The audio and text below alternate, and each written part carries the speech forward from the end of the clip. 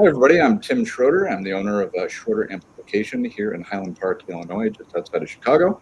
I am here today with Chris Mitchell, who is these days known as the front of house engineer for Umphrey's McGee, though he has a long and interesting career in audio and just all things music. So thanks, Chris, for coming on board.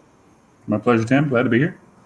So, as I mentioned before to folks who have seen these, I enjoy these interviews and discussions with people because it's usually people that are in my kind of professional world, and I know them, on kind of a streamlined basis, where we typically have the same conversations over and over again, and it's been a lot of fun to be able to kind of do Wikipedia on them and come up with all sorts of new things.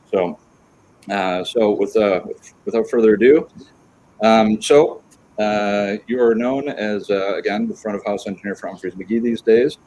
You record and produce up and coming local and regional bands for a local production company and do shows throughout the North Carolina and East Coast region. You also do a lot of tech stuff. We'll call it DIY, but if you're a pro, it's not called DIY. You're just a knowledgeable person. I can see the full array that you have behind you that you have built into your house, which I think you also built. Is that correct? Yeah, my wife likes to call it DIY, as in, why do we need another one? One of those things you get into, you realize what you can build that is better than what you could buy at other places. And next thing you know, you have a full living room full of them. Sure. Well, and so you mentioned your wife.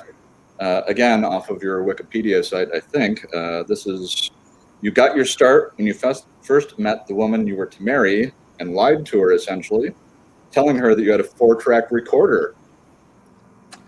Yeah. And then you promptly went out to buy one. Thus starting your career in the pro music world.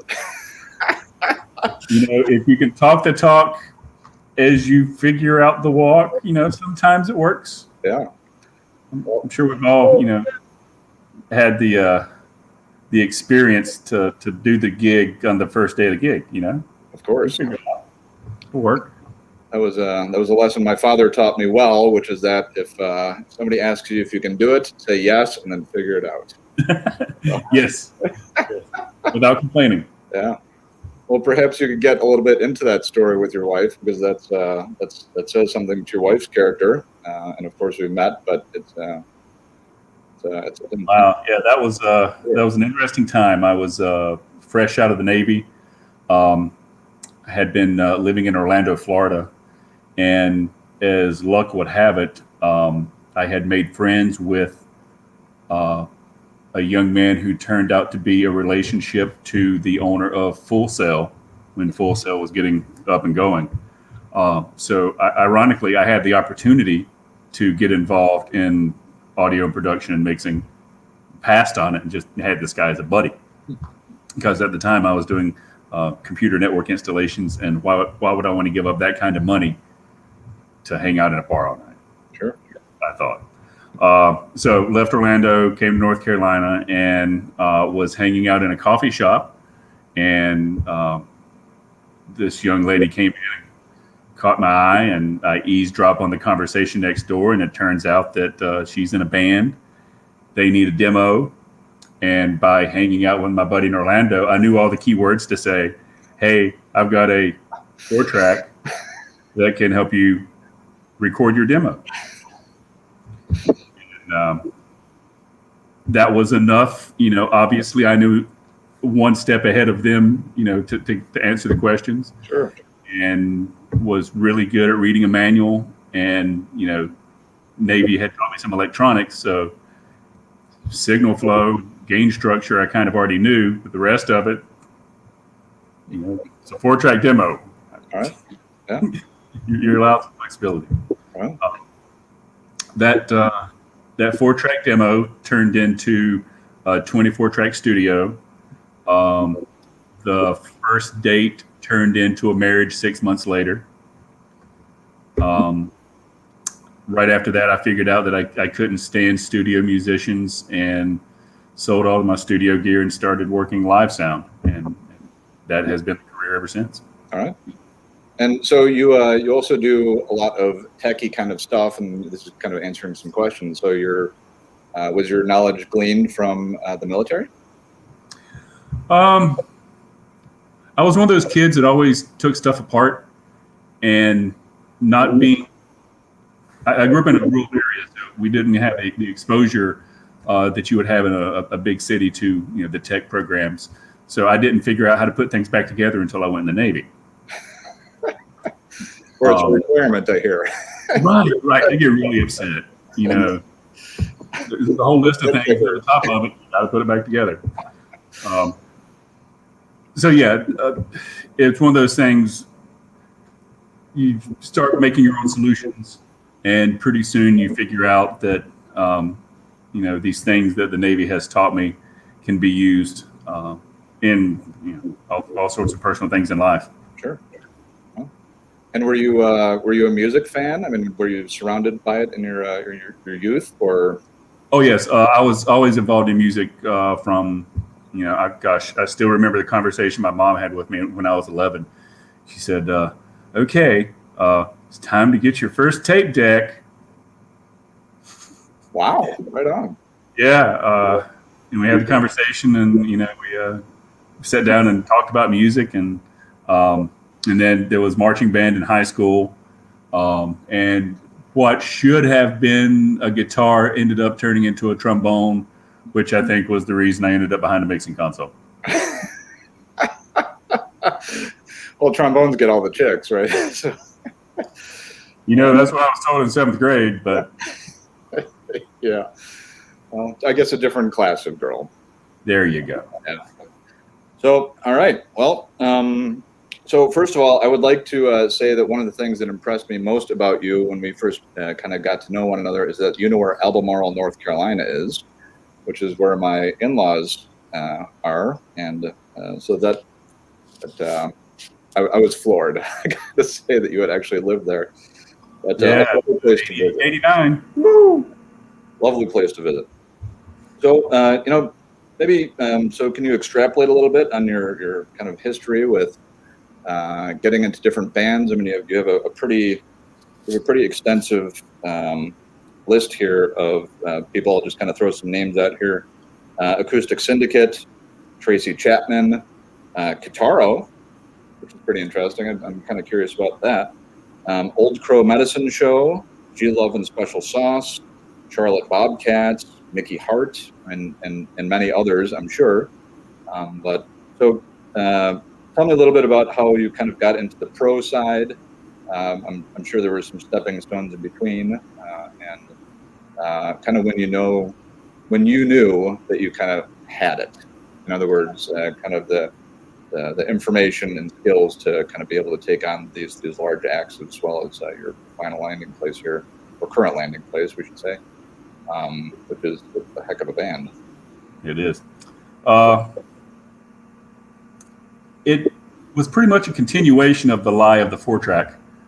I figured out that while I was producing this 4-track demo and the album that came after it and that stuff, and learning new things that I kind of knew the periphery of, and you generally know how a thing works, but getting to the depths of it and creating art a few times, I really fell in love with the process. And then as the process grew on me as a hobby mainly, it was taking up more and more of my free time. During the day, there was an engineering job. I was a traveling service engineer for a machinery company because you got to pay the bills. Okay. But almost every night and weekend was either in the recording studio or at a club mixing one of the bands that was in the recording studio. It became a thing where all of your spare change is instead of tickets to go see a football game, or honestly tickets to go see a concert, it was microphones and more tape. Sure. And then that it just kind of led up to reaching the point where I wanted to switch my life over from it being a hobby to taking up all of my time. The local bands, we'd start off at the club, and then one of the bands became kind of semi-famous, Acoustic Syndicate. They asked me to go out and do some shows with them at other clubs. Okay, this is great. All of a sudden, the money has tripled, and it's something where I can make the car payment with it instead of just spending gas. Those bands started widening out. I started doing music for festivals, so it was in a North Carolina music scene, it could be almost any sort of band I'm running sound for. So it goes from metal to bluegrass to country to rock and roll to avant-garde. Sure. And by polishing all of those facets of how to run sound and how to solve problems, and on the outside of it, the psychology of dealing with people to make all of those relationships happen. I worked myself into kind of being known for a good person to have as a monitor engineer. I had solved a lot of technical problems. I knew how different things should sound. So, I get a bouzouki. I kind of know how a bouzouki should sound in the monitors, and, solving problems and having the psychological wherewithal to, connect with musicians helped bring that along. And one day I got a phone call from a buddy that said, a position to open up, somebody got fired. Would I like to go out and work for Mickey Hart? That was probably where it changed from being a hobby to being a full-time gig. I bet. It went from being something where there was no more time to do other things, because you're gone for 6 weeks at a time. And that really, it made it clear that the plateau had been crossed, and, pro stuff was happening from there. I bet. Pretty significant. Mickey was a big step. I went from working for people that would tell me what they want to working for people that expected me to know what they needed. Yeah. Well said. Well said. On that list, it was almost linear the way you went through it. So, as you were naming off the names, I was like, oh, I remember that. Oh, I remember that. And almost every one of those, the position I got into that position because the previous position had me work with someone that I would make the crossover with. Working with Acoustic Syndicate had me on stage when the guys from Old Crow Medicine Show realized they needed a front of house engineer. So as Acoustic Syndicate started doing fewer shows, Old Crow Medicine Show took off, and there was one more step up in the plateau of career. And over the course of my career, I can look back and say, oh, I remember when that crossover happened, and all of a sudden I'm on this different level. And it's pretty interesting how there's no way you could plan 20 years back, this is how I'm going to take my career and go. But looking back, you're like, wow, that's one way to get up to the top of the hill. Yeah. Well, so what was working with Caro like? That's pretty interesting. Can you explain what the scene was? I know that he was kind of more ethereal music. I kind of knew of Kitaro from Mix Magazine. He had an article, I want to say it was 96 or 97, about a studio he built in Boulder in a large timber frame house. And it was just feng shui to the nines. Gorgeous place. Everything you can imagine about Kitaro and how he would want a recording studio, this was how it was. And that was the image I had in my mind, was from this article that I read in Mix Magazine. And then 12 years later, a friend of Mickey Hart's recommended me to Kitaro because they're neighbors. And Kitaro has been known for having special needs from his monitor engineers, and being a person of tender, delicate temperament. All right. You see how I threaded that in there? I did. And his day rate is astronomical. So He called up. I had some time, and it was very interesting. We did rehearsals in California, and then all the shows were in Asia. But what a chill dude! Just he is everything that is in his music. Right. But then when he goes on stage, the other one comes out. He is a self-acknowledged person that realizes that he has dual personalities, and the one on stage is not the nice one.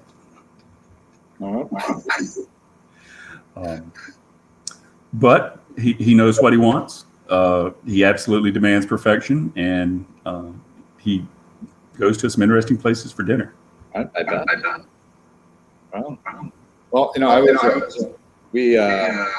I think the first time that I've seen you mix a couple of times, or been in the audience, I can say, the thing that really impressed me was seeing you at Red Rocks with Umphrey's, of course. And is Red Rocks a particularly difficult place to mix in? I would think, first of all, people who don't know Umphrey's McGee, they really fill out that stage. And there's what, 6 guys, all of which are monsters, a lot of notes, a lot of tones, and I would imagine someplace like Red Rocks where you've got rocks, things back, etc. To have it at those stage levels, or those audience levels anyway, with that much filling it up, it's got to be a real challenge. Red Rocks has issues. Red Rocks has issues that you would not think a venue of that level would have. It's gorgeous. It looks good. It's the premier venue in that part of the country. Because it is so wide and so high, it is very difficult to get a speaker system that can cover the height and the width cleanly, evenly, and without phasing problems. With line arrays, you have to have one line. Usually the maximum width of the tweeters is going to be maybe 90 degrees. And because of where you got to stick them, it's really hard to get everybody who has paid for a ticket the full range of audio. So that's the first hard problem. To overcome that, we use a company out there who we trust to do good work. I trust to send out a tuner that does a good job tuning the system. And we take a very good approach at that. It is bouncy. There are rocks. It's made to be a natural amphitheater. And then there's concrete on the floor. So as soon as you put a loud guitar amp on stage, you get 30 different versions of it reflected for 5 seconds. So we go through a bunch of things there. Bob, our monitor engineer, doesn't use any speaker wedges on stage, so that helps a lot. I do multiple things to time align microphones to both physical things on stage and to the PA, so that I cut down on mistimed signals causing things to be canceled or sound phasing. And that's how we solve that. We don't solve the bouncy problem, but approach it in such a way that I can use part of it to my advantage and mask the parts that suck. And then the last worst part is front of house at Red Rocks is 45 feet off the edge of the stage, which, going back to issue 1, because where we have to put the speakers, that puts it inside the inner pattern of the horns downstage center. So you either tilt the PA in so you can hear it at front of house and don't hear the edges, or you leave it where it is and don't hear the PA at front of house. So what we do is bring in extra speakers just for front of house, so that I don't steer the main PA away from the audience. Kind of try to lead me through a little bit what you travel with regularly. Now, obviously, we've been working with Umphrey's for a long time. They're a very well established band. I know for a fact they have quite a bit of gear, etc. And I know that you like decks and those types of things. Are those decks owned by Umphrey? I mean, do you have every time there's a tour coming up, which is pretty often when there's not COVID, they tour like crazy. when you, for example, what you're with, you mentioned that you work with people, different companies around the country that supply different speaker stacks and that kind of thing, ancillary equipment.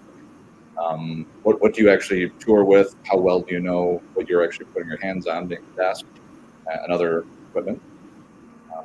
And how well do you know? I'd imagine, again, you probably have a pretty good network and feel for the different suppliers around the country. And what's their part and what's your part? Yep. The level of touring that Umphrey's does, we call it mid-range level. We carry everything we need except for speakers and some lights and staging to put on a show. Most all of that gear fits in one semi truck. It completely fills up the semi truck, but it does fit. So we're touring with the complete band backline. So it's drum kits, percussion rig, all the guitar amplifiers, and the keyboard rig. And then we have a pair of Midas Pro X mixing consoles. We share some I/O, and then we have some I/O that's dedicated. But in general, we run 72 channels coming off the stage. They go to Monitor World and myself. And then each of us have probably another 20 or 25 channels of things that we just need for me, just for front of house recording, or Bob just for some member of band to hear on stage. We also carry mics, stands, and cables. I'm a very big proponent of Earthworks microphones. When I got the job with Umphrey's in 2010, started in 2011, one of the first things I did was bring on Earthworks guitar mics for Brendan and Jake, and then Earthworks for the drum overheads and for the snare. You using 70s or 30s? 77? It was SR25s for the guitars. It was SR77s for the drum overheads, and what is the DP30C is the snare mic I had.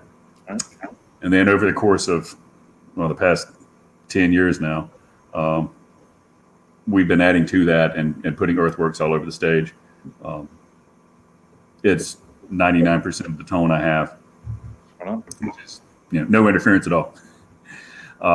So I like to carry everything that we can, so that what I consider the most important part of the sound of the band, which is backline to microphone to console, is repeatable night after night, and we have full control over it. When we show up at a show, we will have arranged for either the house will have a PA, or we will rent a PA from a company that the house and we agree on. We like to have high quality speakers, so we go with my favorite brand, which is D&B, or my almost favorite brand, which is L Acoustics. And there are other brands out there, but it's gotten to the point now where there are many great venues out there, and they're all trying to get your business, and they're all wanting to put in the best speakers to get. So we run into a lot of really good speaker systems. I bet. And then it's my responsibility at that point to interface with the technician who's in charge of the system, and if it's a venue, he'll turn it over to me, and I'll have control over it for the night. Or if it's a festival, I get it right after the band, before his finishes, and I turn it over as soon as we're done. Right on. It's a lot of work. So I'd imagine you're all in-ears at this point, in terms of... Mainly all in-ears. Chris uses a subwoofer to supplement his in-ears, but everything else is in-ear. All right. Yeah, that's a lot of work, boy. The loudest thing on Snades is Chris's snare, and the second loudest thing is your amplifier. All right. I did put a volume control on there, Oh, really? I thought it was just a switch. Yeah. Well, I will say that having you guys on board with my amps has been tremendous. Just in terms of my own R&D, getting feedback from you guys is always very specific. which is really very, very helpful. And of course, Jake is a monster and can really put into words what he's hearing and explain things extremely well. He's a sharp character. That he can. Yeah, really a pleasure. I was going to bring up your love of earthworks here, but you already touched on that. It seems like every time I open up a copy of Live Sound magazine, you're in there somewhere. Oh wow! Yeah. With the magazines are thinner these days. I don't know if you've noticed that or if you get the publication. But what do you do about power from place to place? Do you travel with your own power isolation rigs, or do you just kind of hope for the best? More the latter than the former. We carry a distribution unit, but there is no isolation to it at all. The distro we carry is mainly for circuit breaker protection. Well, normally when we pull into a venue, we can get cam locks off of the main power. So that gives us either single phase 208 or 240 in some cases, but it's usually 208, or three phase in larger cities. And then we distribute that through a breakered distribution system to various parts of the stage for 110 stage power for the amps, 208 for the amplifiers in the monitor rig, which is only one of them now. And then we also distribute that out for the lighting rig through a separate breaker system. But there are no isolation transformers in there at all. We used to carry UPSs for the consoles, but it's gotten to the point now, if you lose power and power back up, the console will be back up before the guitar players make it back on stage. And every UPS you get, the batteries wear out in 24 months, whether you need it or not. Sure. So we just quit carrying UPSs, and nothing has changed.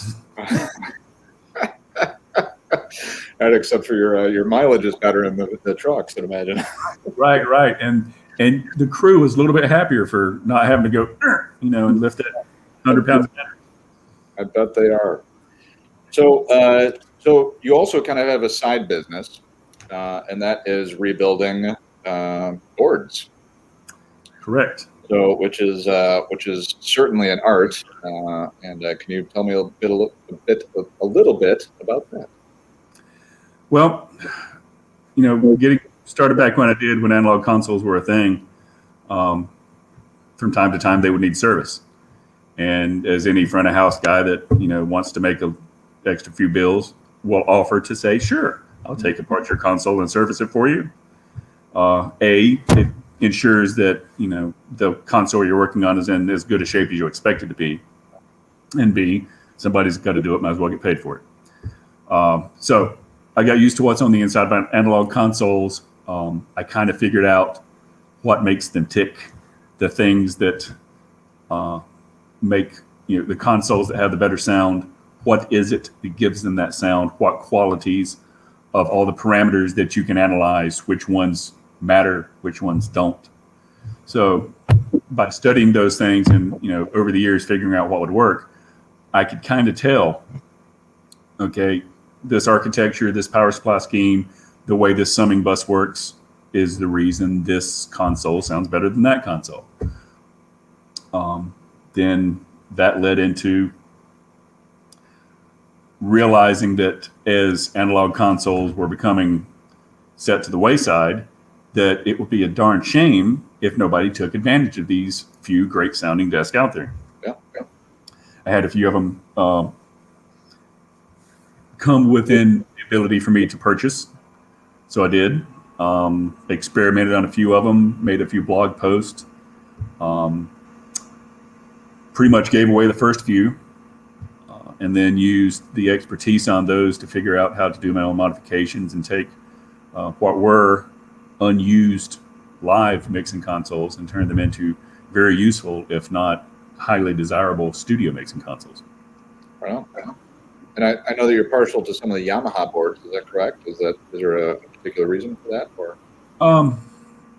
I fell into that because I can't speak legally who did what. But there's a particular series of Yamaha consoles that are extremely similar to a particular series of API consoles. So much so that you can put the schematics side by side and notice peculiar similarities, which is as far as I'll go with that conversation.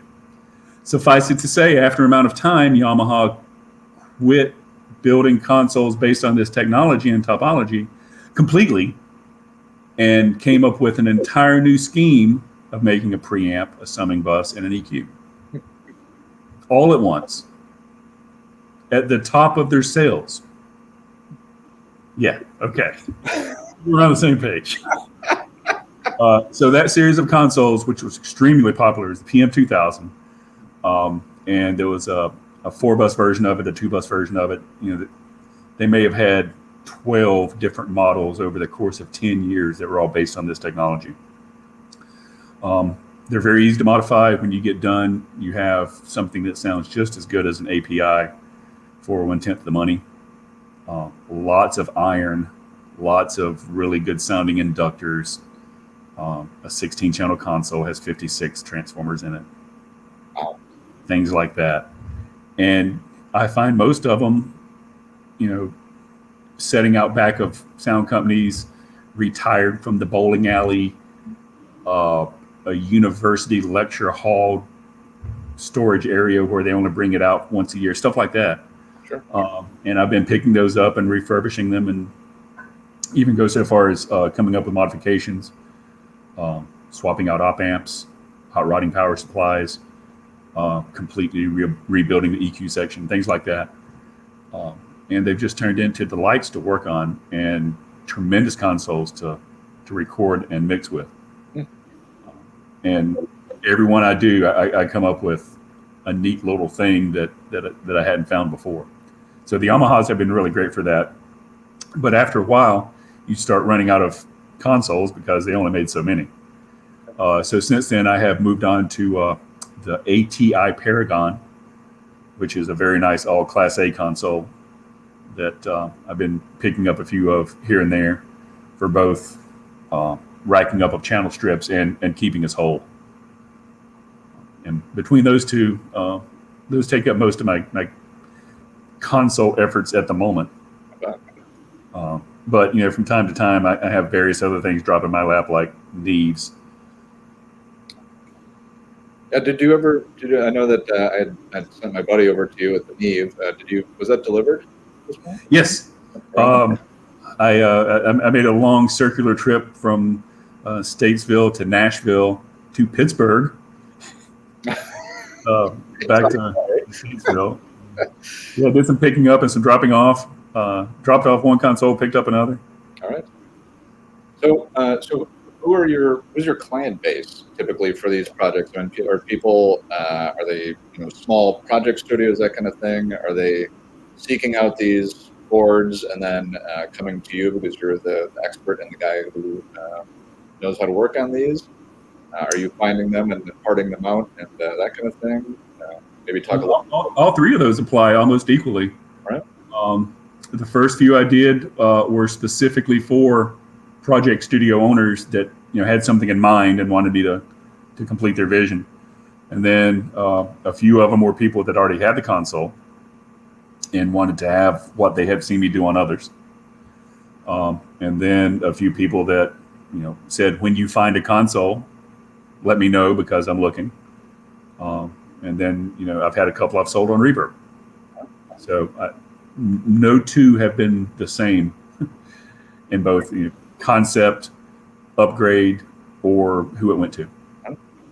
And how about racking of things? You had mentioned about kind of parting out the channel strips and that kind of thing. And I imagine, are you like trying to build them into a 500 series box, or is it like a completely different? When I want to rack something, I try to figure out why am I taking this thing in this bigger box and putting it in a smaller box?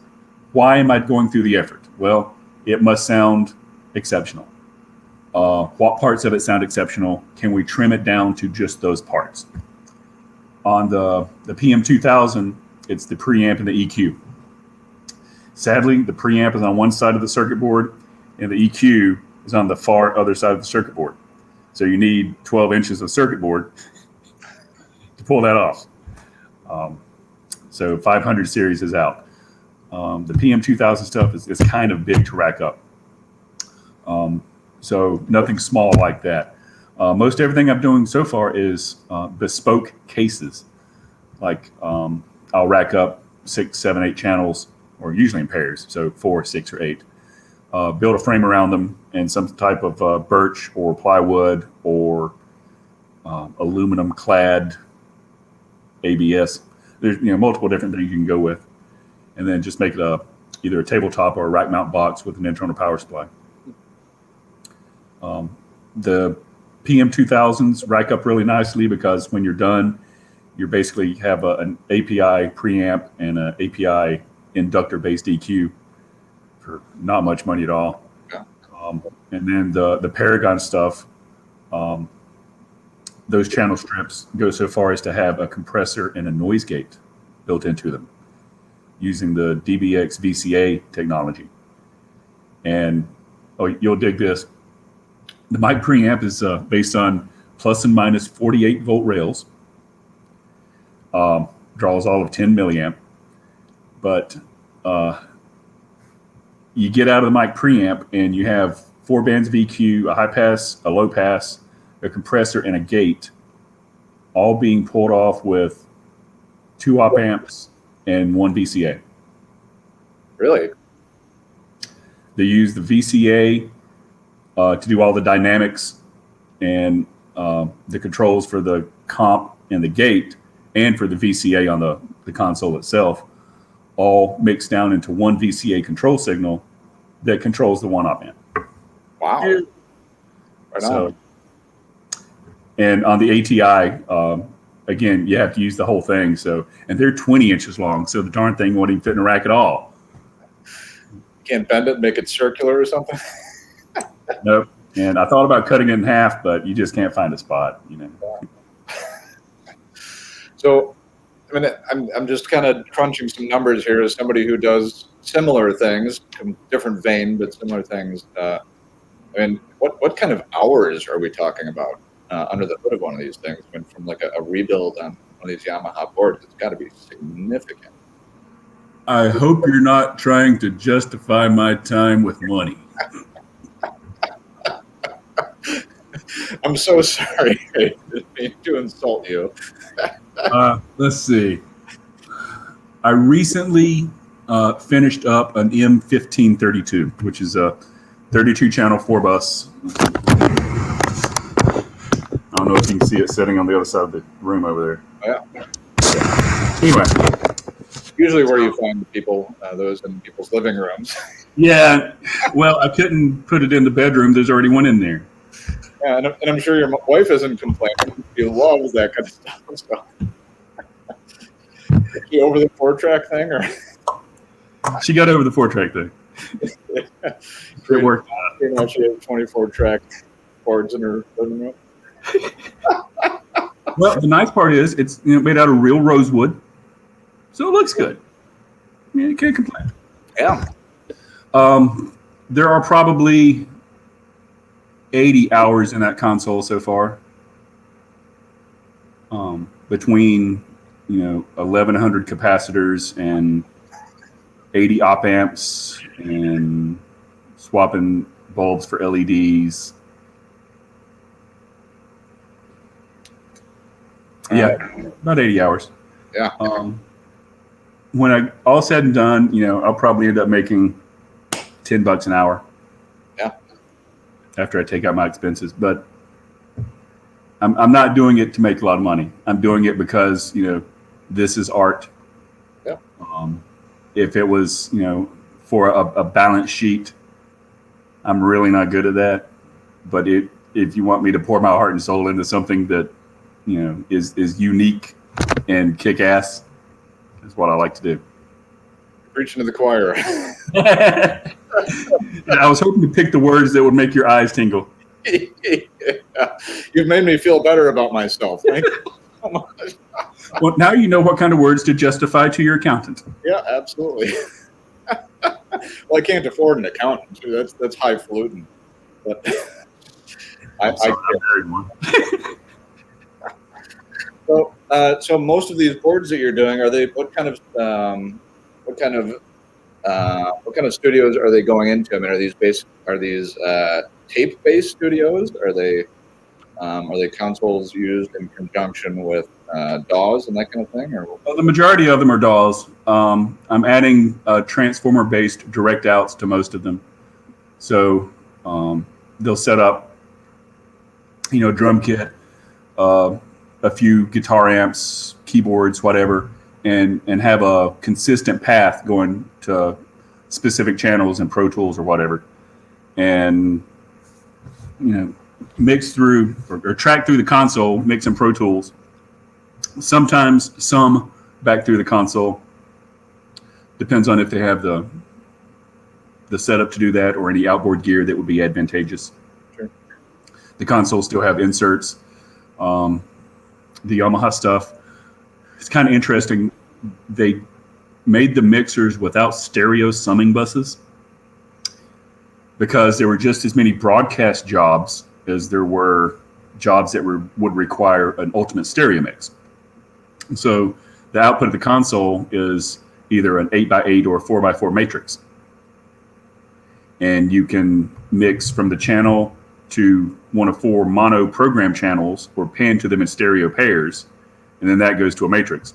So technically, if you set it up the right way, you have a console with 2 stereo pairs you could sum through and then combine those two. So they're pretty flexible little boxes. Sounds like it. Also, moving forward to just kind of music, what do you listen to? Do you listen to? Well, a lot of the people I speak with in the music industry don't listen to music. I listen to a lot of music. I do as well, but the trip that I took where I stopped by your place and my wife and I drove out there. I think we're in the car for 26 hours, kind of there and back, and we didn't listen to a single song. Oh wow! Sarah, of course, being a professional musician and opera singer, and we were just happy to be on vacation and to be listening to the sound of the road. So, no, I can see that. Well, during the pandemic, I should say that I am extremely thankful for the Metropolitan Opera Online. My wife, who also dabbles in opera, turned me on to the Met broadcast and the free opera that was available starting at the beginning of the pandemic. Yeah. And we proceeded to go through and actually signed up for the paid version eventually. And we have watched everything in their catalog. Right on. Yep, it takes 10 months. So exploring a lot of new things in the operatic world that I didn't know existed. I've been listening to a lot of the Harry Smithsonian recordings from 1920s, 1930s. Cool. I've been listening to a lot of world music. I got turned on to an app that connects you to various radio stations and their web portals. So it's like, spin the wheel and you get a radio station from anywhere. And, you're just as likely as going to get Madonna in Zimbabwe, but the interspersed music in between is really fun. Sure. So, I'm digging for things that that are not popular or not, easy to come across. Probably the only band that is commercially viable that I like listening to is King Gizzard and the Lizard Wizard. Yeah, right on. I'm a fan as well. Is that app that you were talking about Radio? No, but it's similar. This one's called Radio Garden. Huh? They're all free. They're all fantastic, and you're going to find everything. What I really like is you're scanning across and you come across somebody's talk radio, and it's like you're listening in on somebody's problem. Oh, that is great. I love it. Yep. My wife just logged on here and she says radio, but and hello to you. Oh, that's her. Yeah, that also has been kind of a breath of fresh air for me, and I like the fact that you can click on different parts of the globe. It's got the map, of course, and you can kind of click on various places and kind of hear either a catalog that's online for that purpose or whatever. It's been fantastic. Definitely cleanses the palate for sure. Oh yeah, Japanese jazz stations. Yeah. If you want to find jazz. No kidding. Yep. And classical. True. Yeah. True. Yeah. They got something about the Germans. For sure. Of course, there's a lot of audio files on listening to this. Can you explain your system that you've created and why? Like I said, you built your own line array in the house. Is that correct? Essentially. A line array has been one of the iterations. Yes. Really currently, the one you see behind me is. Let's see here. Here we go. I lean slightly more towards home theater nowadays than strictly audio listening. Even though I have a turntable and lots of vinyl, I find that if my system is set up for the flexibility of as much as 7.2, then by using it for something as simple as stereo, it sounds just as good. And I have all of the modes in between without having separate systems. So this system is based around an Outlaw Pre-Pro, the preamp processor that does not have an amplifier in it. So it's 4 HDMI in, 7.2 processor with all balanced ins and outs. So that takes care of turning the digital and analog. Out of there, I go into a pair of Behringer DCX 2496 crossovers, which I modified by taking out all of the balanced I/O and replacing it with better balanced I/O. So the input is based on a particular TI chip that has tremendously low distortion. And then the outputs coming out of the DAC go directly into film capacitors and the outputs. And it's a completely passive balanced output section. Probably. So that turns my 7.1 system into bi-amped so that all of the mid-high packs have both a mid and a high now. I use Rain MA6 amplifiers. These are actually the MA6S. Again, modified, a little bit better op amp on the input. Played around with the power supply to bring the noise down a tad. So didn't change much, just made them quieter. So I have 2 of those for 12 channels and then a 1500 watt QSC for my subwoofer.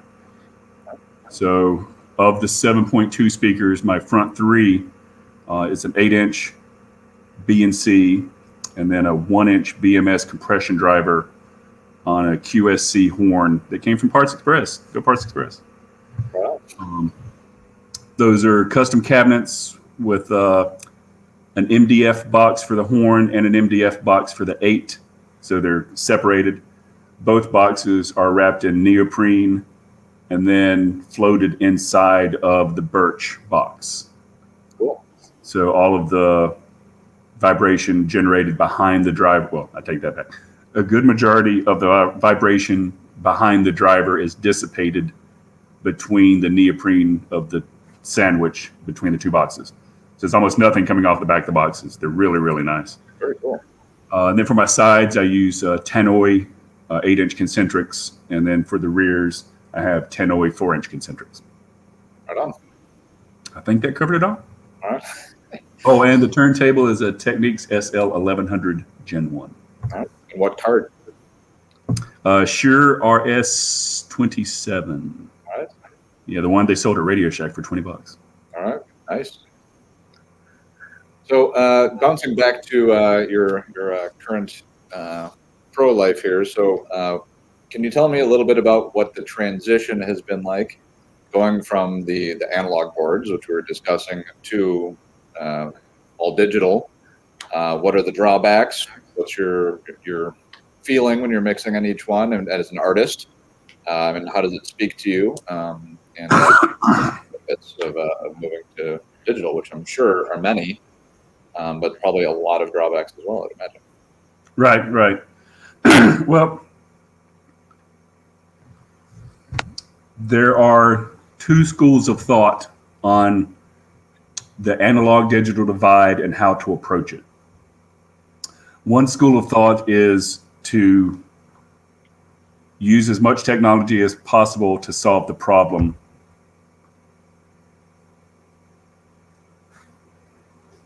That's one way to do it. I can't find it into that sentence, but that's one way to do it. The other way to do it is use whatever tool is necessary to solve the problem without taking technology to that degree. I find that when digital consoles first started making inroads into mixing, most people that were using an analog console wanted the equivalent in a digital. They were used to a workflow. They were used to a specific type of tool solving a problem and doing a task. But as we were getting into digital consoles, it soon became apparent that not only could you figure out different ways to solve the problems without having to recreate the analog version of the tool, but that there may be radically new ways to solve the problem before, or in a different aspect, or with a different approach. So while we were working out these things with digital, the industry went through the growing pains of satisfying first the people that were stuck in analog and not getting out, and then the people that had to figure out how to make money with what was left over.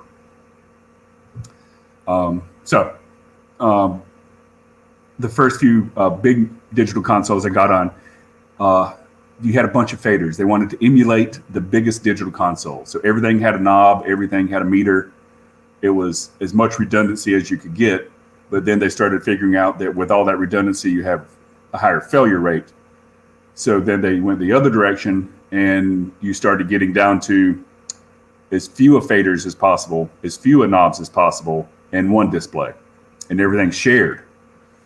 Then you start running into increased workload on that thing and failure. And if it fails, you don't have a backup. So now I think we're in the third version of that, where they're trying to find the balance between what's necessary for workflow, what's available to solve the problem, and how to best make all those presentable to the engineer and the musician in the marketplace, and they're doing their job. Sure. When I first got started, if you had an analog console that had mid-band EQ, you had a great console, and it was going to be a great night. Now, if you don't walk up and there's, the full Waves package plugins, you're just going to struggle to get through. And I don't think that performances have gotten that much better or harder to produce. And I certainly don't think that performances sound significantly better than they used to. They sound somewhat better. But for the amount that technology says that has improved itself,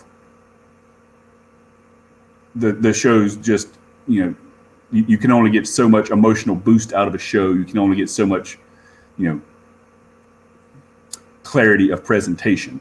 At some point, it becomes not what you're measuring and the art that you're transferring, which should be the intention of the band and the mixer anyway. So from my point of view, I try to make it where technology becomes a moot point. There's an engineer for the Red Hot Chili Peppers. Take that back. The previous engineer for the Red Hot Chili Peppers' name is Dave Ratt. He owns Rat Sound. Great dude. But one of the things I learned from him is he turned off his lamps over his meters on his console so that he could not see his console. He was mixing by the feel of where the faders were, and he knew, okay, on this channel strip, the gains at the top, the EQ are the first four knobs, and he would not want to know the position of either the knob or the fader so that he would not let what he was looking at influence what he thought he was hearing. So by taking that to the digital side of it, I try to make it where I can have a preamp, a high pass filter, and a bus to combine them together in and call that a show. Let all the magic happen before it gets into the console. That way, I'm not doing magical things in the console. I'm not using a ton of plugins. I'm not relying on that technology to improve upon, what can be gained from a guitar and a great guitarist. Yeah. A great guitar amp. And a great guitar amp. That's the most important. Quite literally the most dynamic and detailed amp I have ever heard. Thank you.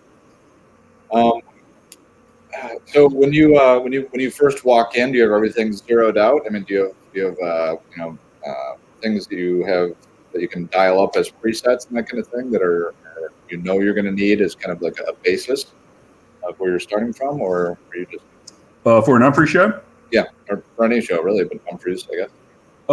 It would be different. For an Umphrey show, I kind of know where I'm going to start. We're carrying the console, so I have the mix from the previous show, which has no EQ on it, so it's going to translate just as well as long as I can tune that day's PA to a curve that I like to hear. Where was I going with it?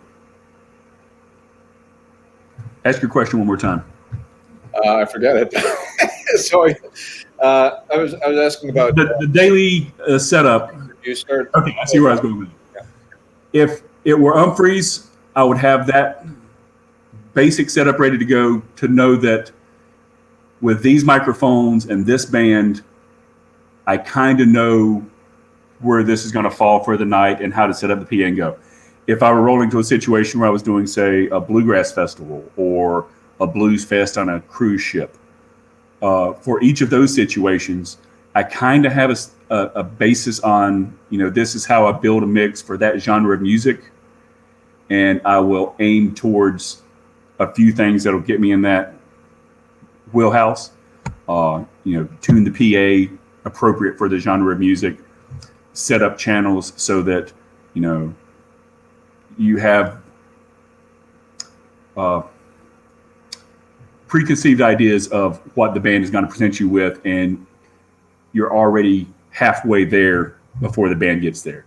If it's a reggae band, you kind of get in that reggae style. You kind of need a clicky snare drum, you need a tubby bass, and already have a delay set up. Classical, you want your condenser mics ring out so you can turn up really loud, things like that. Small general things that can get you in the ballpark, but I find that if you get too prepared for what you're going to expect, then you're not going to be open for A, things that could go wrong and challenge you, or B, new ideas that could improve upon process that you already had a preconceived solution for. I'm going to pick up on a couple things you said there about kind of preconceived notions and one's ideals going into things, which might not always, they're a limiting factor, having these preconceived notions. One of the fellows here, Tim Coughlin, wrote, "Psychologist, very important part of being a touring sound guy." And I know that I've had this conversation with other manufacturers where we were talking about the perception of how a volume control works. It's people are used to fenders, and of course every fender is different. But we'll just use that as an example. They feel that if the volume control is at 3 o'clock, it should be X loud, and it should be painful there, and it should be distorted there. And I know that in dealing with musicians all the time, of course, and having a product that's that kind of started me, the DB7, which evolved through the SA9 Plus. I've worked very, very hard to continually improve upon what I had built before and find new components, that kind of thing. That obviously sounded better, had a better taper, that kind of thing. But I have some pretty big names that have been using my stuff from the beginning, and they're used to the early taper. And like I was getting a call from one band saying, you know, the amp isn't working right, the amp isn't working right, the amp isn't working right. After I had implemented, you know, we had swapped out chassis to give them the newest version. And, you know, it had been back 3 times and it was fine. And he called up from sound check and he's like, what's going on? It's not loud enough. I'm like, well, did you try turning up the volume? You know? Oh, okay, yeah, there it is. It's like, okay, you know, you know. So, but in like high-end gear as well, I won't name any names, but I had this conversation recently with a manufacturer of extraordinarily high-end stuff where they created a new amplifier. It's integrated, and their bragging point is that it is exactly 1 dB increments, like all the way across the board, but it's not logarithmic. So people are taking these things and cranking them up past the halfway point to get into where it's loud enough, and then of course it gets louder. But you know, they're as designers, they're very proud of the fact that it's in perfect increments. But the end user is going to say, "What the heck? This thing has no power." You know, so Right. You know, so that to your point of you know, turning off the lights and you know, not allowing yourself to go there, you know, and to actually listening and paying attention to what's actually going on. And you know, there's a famous story with Stevie Ray Vaughan's amps where he liked to have everything on 7 because it was the lucky number, and his tech would find out where it sounded best and make that 7. You know, so it's just it's all ways of tricking ourselves and working, you know, with one another to pay attention, essentially, you know, and then kind of keep our preconceived notions at bay. Right. Good stuff.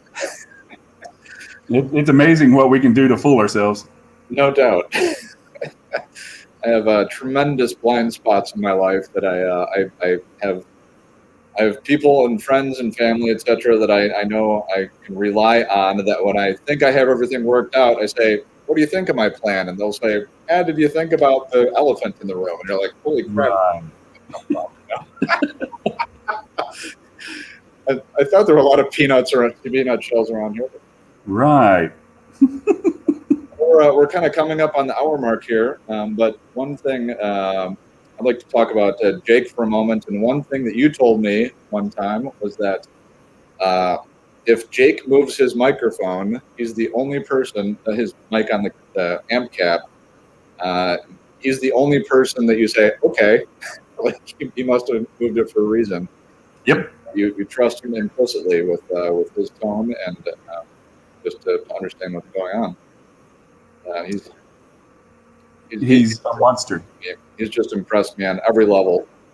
And you know, I don't know if I told you that some years ago, maybe 2-3 years ago, 10, I don't know. I had gone up to his studio in Michigan there, which I'm sure you've been to, and I had randomly one of everything that I make, which is extremely unusual for me to have even one, you know, and it just so happened to fall on the day that I was supposed to be going up there. So all of this, you know, there were things that came in for repair or whatever, and you know, everybody was kind of on board. And I went up and we shot video for an entire day of him going through every single amplifier, you know, in conjunction with different speaker cabs, you know, different offerings that I had brought along, and you know, he played every style of music from you know, from gypsy jazz, played on, you know, old arch tops with a, you know, P90 pretty much taped to the top, to like just absolute shredding Eddie Van Halen, like, you know, stuff where we're just like giggling like kids, you know.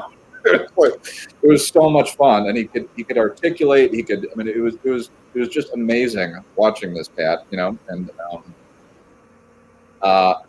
but then, you know, I mean, he's obviously a professional on that level, right? And his dad walked in, and his voice got higher, and he's like, Dad, look at all this stuff, you know, and like just that level of excitement and enthusiasm for what he's doing still is like just icing on the cake, you and I think it takes that type of excitement, enthusiasm for what you're doing to do what he does at the level that he does. And the entire band, really. I mean, those guys are monsters. Yeah, they live between the notes. Yeah. But Jake especially, he's got the chops of the musician.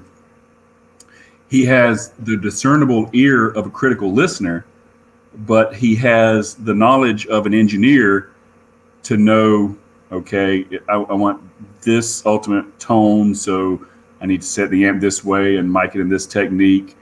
And as much as he's practicing playing guitar, he's practicing just as much, mixing the song. Yeah.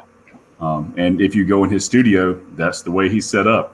He can walk in and with no help at all, 20 minutes later, he can have your hit ready to go. Yep.